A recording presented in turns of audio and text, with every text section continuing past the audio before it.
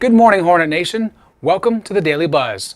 I'm Joe Hutzler. Today is Wednesday, April 25th, 2018, and here's what the Buzz is all about today. Lynchburg softball received the third seed heading into this weekend's ODAC Softball Tournament. I caught up with Coach Simmons yesterday, asking her to recap the year in her words and also if there was anything that surprised her throughout the 2018 season. No, not really. I mean, I think these girls are very open and honest, and I think they have learned how to communicate very well. And I think we've just continued to grow each day, each week, and certainly proud of what we've been able to accomplish. And it's just an enjoyable season with the team. Great group of young ladies, and their team chemistry has been very good. Just very supportive of one another, and willing to continue to work and work hard on a day-to-day basis to get better individually and get better as a team. And I think that showed, particularly in the last 3 weeks. And hopefully we can just carry that momentum into the conference tournament and not try to do anything different or, to feel pressure or anything like that, but just play the game and do what we're capable of doing. Well, I think emotions are always high, for sure. No matter how much you talk about it or kind of troll about it, it's an exciting time to be able to advance the tournament. And then, it's going to be a long weekend, whether you're in the winner's bracket or the loser's bracket. Obviously, the path is much easier in the winner's bracket than the loser's bracket. But just to embrace every moment and opportunities and to play each pitch, each swing, one at a time, and to try to slow things down a little bit. And then just kind of enjoy the time with the team as well, and just embrace all those things. Well, it is Wednesday, and sadly, for the last time, we will have our weekly Walsh Wednesday piece. And this week, Lynn sat down with 3 other seniors in the group to reflect on their time here at LHSN and some superlatives that some people may or may not like.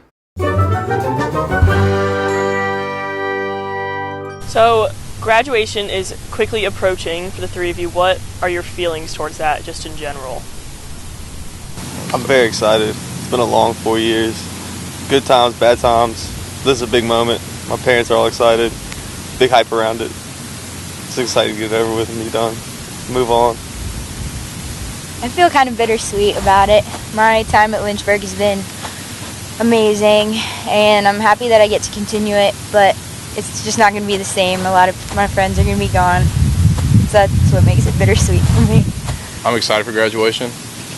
It's been a long time coming. I've been here for a good amount of time, so it's going to be exciting to graduate. I'll also be coming back next year for another undergraduate degree, so it's not too bittersweet yet, but I'm definitely excited to graduate on May 12th. So we're in spring sports right now, so those are playoffs, but overall, what's your favorite sport to cover? My favorite sport is basketball, men's or women's, just because you get to be in the gym and your interaction with the fans and the players is a lot more up close and personal. And I just feel like you're a little bit more of the action because you're so close, and sometimes you get run over, but it's okay. So who's the most outgoing on LHSN? Anthony. I feel like Anthony. I'll say me, honestly. Well, if you get to say yourself, I say me. Novak. All right, who's the most serious? Joe. Joe. Joe. Joe. Who's the funniest? Alec Clay. Novak. I don't know. I think Coffer's kind of funny. What? Not at all. Oh my gosh. Literally quiet. Doesn't speak. All right. Who's the hardest worker? Max. I made him carry the box this whole semester. Shout out to Max. Max. I'll say Max. Yeah, I think Max. Yeah, new face. Max. He does a lot. He had to earn his stripes, and he did. Who do you see as stepping up the most this year? Max. All right, and who do you think, this might be, you kind of already said it, who do you think's kind of got the next leader role to fill after you guys head out? Nobody. I don't see it at all. Max. I'm dead serious. Max. Triple threat. Max. 100%. Max. All right, guys, last Walsh Wednesday. Last Walsh Wednesday? That's a wrap. We should hug it out. That's a wrap. We're done. I've had fun. You guys have all helped me out. I've had a great time. It's been a great time. I'm glad we started Walsh Wednesday. Thanks to you. Me too. Glad you guys were there along the way. Make Joe? sure you get my sevens. Joe, hop in. Come on, Joe, hop in. You don't get enough face Make time. sure you get my sevens. Don't pull the coach shit Joe, out give the there. people a shout out right there. Right Give them a there. wave. That's it. That's a wrap. Is that a And shout-out? we're out. It's been an absolute pleasure to have Lynn do that piece every week. We'll certainly miss it next year. Men's lacrosse will battle the other Hornets tonight at 7 p.m. from Schellenberger Field. Rain, sleet, snow, shine, doesn't matter. They will take to the field this evening. Our coverage beginning at 6:45. Also, upcoming schedule looks like this. Track and field will be at the Penn Relays this week, an historic track and field meet that takes place every year at the University of Pennsylvania. Coach Sprecher saying he is taking some folks up there this year for those relays, so we'll let you know how that goes later on in the week. Also, worth mentioning, women's tennis is battling WNL, and this one carries more weight than usual when these two teams meet up. As you see the records there, our women's tennis team 8-1, theirs is 7-0, 1 versus 2, and it happens tomorrow at 12 p.m. Looking forward to the results of this one as they gear up for the ODAC tournament next week. Men's tennis will be here for Senior Day against Randolph-Macon tomorrow at 3:30 as they look to win their 3rd straight match. Also, women's lacrosse will be at Virginia Wesleyan tomorrow at 5 o'clock. This is a big one for the ladies as they try to bounce back from a disappointing loss to Randolph-Macon College this past weekend and ride some momentum into Senior Day, which will be this Saturday. Also, don't forget about softball and their first day of the ODAC tournament. It is Friday at 2 p.m. against the Royals of EMU. The winner of this game will play at 7 p.m. Lynchburg handling the Royals earlier in the season, so hopefully we have a 2 and a 7 on Friday. Let's move on to campus events. We have a few to get to as always.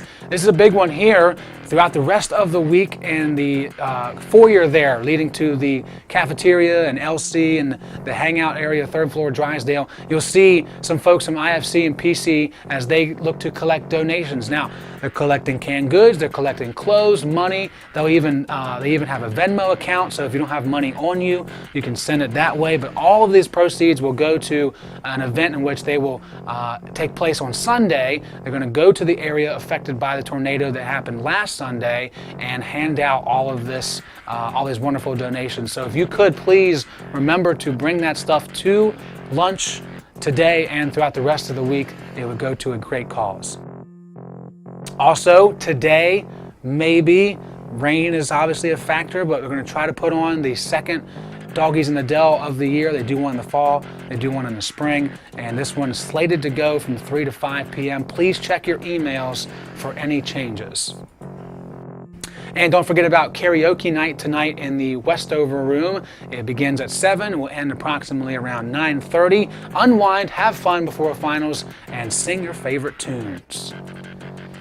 I should go. I'm a great singer. Alpha Kappa Alpha sorority continues their ski week again with that 7:08 time from Hopwood Auditorium. It's the Political Awareness, political with a K, event in dissecting the current political climate in America. So, should be filled with lots of conversation and hopefully none of it gets out of hand.